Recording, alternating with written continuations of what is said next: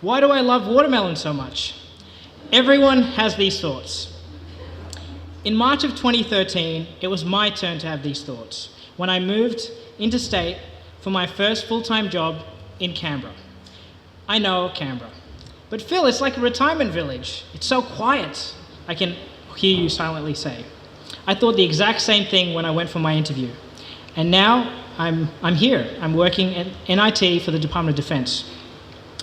In March 2013, I was 1 month into my new job. I didn't find work fulfilling and I missed my family. And I thought to myself, was moving to another state worth it? For the first time in my life, I felt like I was adrift at sea. Up to this point, life was charted and certain. I attended primary school, then moved on to high school, and then university. I'm ready for life, right? Now I felt unsure, lost, rudderless, just moving with the currents, destination unknown. Crisis. My moment of crisis flowed over with questions of purpose. How do we deal with crisis?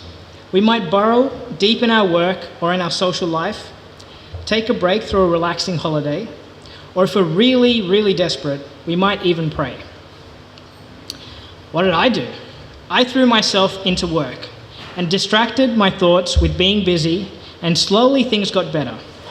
My boat was still adrift, but the sun was out and the ocean was calm. Fast forward to a few months later, in October 2013. Through my grad program, I was fortunate enough to work in a military base for 3 months in the middle of the desert. Looking back, it was a fantastic opportunity to see a side of Australia that I've never seen and meet some amazing people and experience the harsh beauty that the Australian outback has. This was the first time I have lived by myself, and it was eye-opening to see how much you can learn about myself. By week 3, I had an epiphany. I learnt that I was intrinsically very lazy. Let me paint you a picture about how lazy I was. I lived 5 minutes from work, and every day I woke up at 8:30, only to hit the snooze button and go back to sleep, wake up at 9:05, rush to brush my teeth, skip breakfast, and was 10 minutes late every day. After working late, I would come home, watch TV in a singlet, eating baked beans. It is as sad as you can imagine. Every Tuesday and Thursday, housekeeping would visit and clean the bins and change the bed linen. So one Thursday I came back and it was spotless. And I was like, what, is this my room? My clothes were folded neat on the sofa, the stacks of empty baked beans cans were gone, the piles of dirty dishes were clean and drying in the rack. I was taken aback. The graciousness of the cleaning lady was a blessing in disguise. It was a huge wake-up call and forced me to take a hard look at my life. I made a promise to myself to keep lazy Phil at bay, to add discipline and structure in my life where it was sorely lacking. I started the Couch to 5K program, which was designed for couch potatoes to eventually run 5 kilometers. Running every day at 11 p.m. so I wouldn't get embarrassed in front of the other military guys. I took breaks like every 3 minutes. I'm like, oh gosh, I ran a lot. I even changed my diet. Gone with the baked beans. I brought a pressure cooker, very fancy, and so I could cook healthy meals in my room. So let's take a step back and talk about these moments of crisis. From our first experiences when we are young and making sense of the world, we start crafting a lens. This lens helps us see the world and is shaped by our unique experiences. From our earliest years, it starts to take shape, giving us our mental model of how we see and experience the world. Our lens holds past experiences entwined with our complex opinions, morals, sense of place belonging, of culture, gender roles and society, notions of justice and fairness.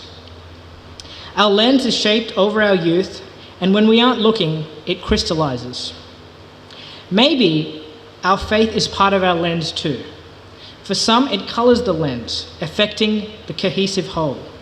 For me, my faith definitely colored my lens when I was younger. It gave answers to a questioning, curious mind. But lately, in the hustle and bustle of life, faith has been given a back seat. A crisis is when our mental model of the world and the real world don't line up. This incongruence causes our lens to warp and fracture. Let me share one more moment of crisis. Fast forward to 2 years later. In December 2015, I attended a week-long retreat run by Benedictine monks in beautiful Barrel. The most difficult thing was that all the attendants were disconnected from technology, and it was completely silent. The silence, apart from the speakers, they spoke to us, but we were silent. The silence forces you to be alone with your thoughts. And in today's busy and hectic world, being in silence, alone with your thoughts, is a very unfamiliar experience. The silence and hours of reflective meditation and naps forces one to face these haphazard thoughts head-on, unrestrained from distractions.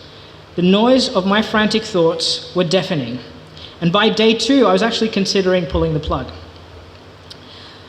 The silence forces you to take measure of yourself in an objective light, and this is sometimes very painful. This silence forces you to contemplate, to reflect, and to listen to your inner voice and to God. A passage from the Gospel spoke to me in a new way. The story of Emmaus. 2 disciples, discouraged after the crucifixion of Jesus, are leaving Jerusalem by the road leading to Emmaus, when a stranger draws near and inquires about what they were discussing. The stranger, of course, is Jesus, but their eyes were prevented from recognizing him. A bit like the disciples in the Gospel, I started seeing, just a little bit, that God who walks right next to me. It's just sometimes I don't tune into it. During the week, the monks guided us in meditations on truths that we know, God's boundless love and the truth of his message. I had a lot of free time to reflect on my faith and my personal relationship with God. I had a chance to reflect on my life and the times that God played a hand, guiding me to this moment, sharing my story with you. Growing up as Catholic, most of my life I've taken my faith for granted, sometimes not realizing what our faith is about. That God became human and lived among us. That his words are written for us to read 2,000 years later. But even more than these words, something else started to gel with me in a strangely new way. This profound truth of God becoming human and entering into this world, something that I've known in my head, that's not past tense. Rather, it was in the space of emptiness and silence that I was starting to see God entering into human life is happening right now and in my personal life as well. If someone had said to me before that it's important that my faith is not lukewarm, I would probably hear it as a bit of a correction. Yep, I better not be lukewarm. I should do the right thing, go to the Station of the Cross, blah, blah, blah. But what I started to realize in my heart, more than my head, is that being lukewarm wasn't about should and shouldn'ts. It actually meant that I was missing out on something rich, something real, something that my busy life was cramming out. Being lukewarm meant that I would be missing out on sensing that God is with me. God is on my side and can make a difference in my life, right now. I left that retreat with a peace in my heart and a new and different certainty that God is working in my life. This realization changed and strengthened my lens. Now, that was 2 years ago, a year ago, so it's kind of hard to keep that realization as part of your lens. The disciples from the story of Emmaus finally recognized Jesus through his actions. When he was at table with them, he took bread, gave thanks, broke it, and gave it to them. Then their eyes were opened, and they recognized him, and he disappeared from their sight. The realization that God was there through my crises, in my life, the stars in the sky to help me navigate the vast ocean of life, to help me plot my course. The only constant anchor in the skies above. I just never looked up.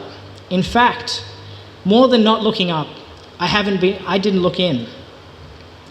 God was there when I first moved from home to a new foreign place, which took me beyond my comfort zone. In the friends that I met, in the housemates that became my second family. When I was in the literal desert, working through the generosity of that cleaning lady, igniting a renewed sense of purpose, welcoming me in the silent retreat, letting me experience his acceptance in the midst of my thoughts, giving me the gift of insight. How do I prepare myself? How do I make my lens resilient to what life can throw at me? My idea is not profound. It is just to slow down, to take time before moments of crisis to form my lens, so I'm ready, to take deliberate moments of silence and reflection to listen to the little voice that gets drowned out by the concerns of tomorrow, to listen to my Creator who is right here with me. My experiences so far have suggested to me that each person's moments of crisis are unique and important to them. Crises in life are moments of personal hardship, but they can also be the times of most important growth. They can be the challenges that help you level up. They can be the milestones which you can look back on, sources of determination, confidence, and pride. Lately, I have been dealing with questions of purpose again, coming back full circle. My lens has been jolted around at work with concepts of fairness and equality. The sea is not calm. The feelings of uncertainty is familiar. But this time, I have the stars to hopefully remind me who I've become and where I'm going. And bit by bit, I'm becoming more home to the presence in me of one who knows me and is for me.